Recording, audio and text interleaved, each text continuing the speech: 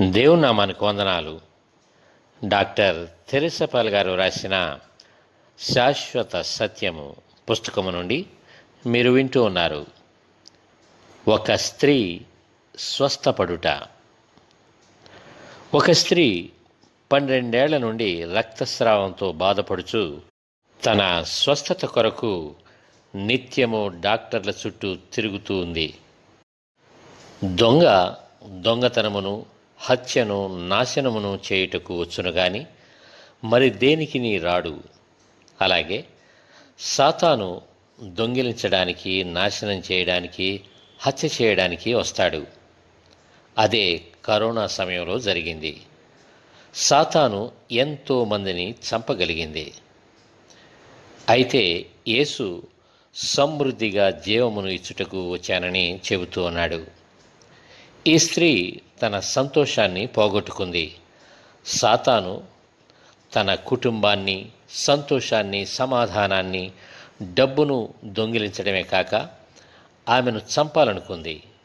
అయితే ఆమె యేసుని గూర్చి విని, నేను ఆయన వస్త్రపు చెంగును ముట్టిన ఎడల నేను బాగుపడతాను అని తన హృదయంలో అనుకున్నది. ఆమె తన విశ్వాసాన్ని ఆయనపై ఉంచింది గనుక ఆయన వెనుకకు వచ్చి ఆయన వస్త్రపు చెంగు ముట్టింది. వెంటనే ఆమె రక్తస్రావం నిలిచిపోయింది. నన్ను ముట్టినది ఎవరని యేసు అడుగగా అందరూ మేమెరుగమన్నప్పుడు పేతురు, ఏలినవాడా, జనసమూహములు క్రిక్కిరిసి నీ మీద పడుచున్నారనగా యేసు, ఎవడో నన్ను ముట్టెను, ప్రభావము నాలో నుండి వెడలిపోయినదని నాకు తెలిసినదనెను.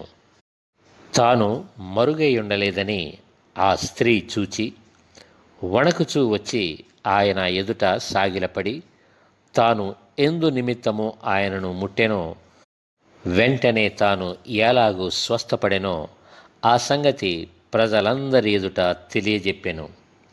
అందుకాయన, కుమారి, నీ విశ్వాసము నిన్ను స్వస్థపరిచెను, సమాధానము గలదానవై పొమ్మని ఆమెతో చెప్పెను.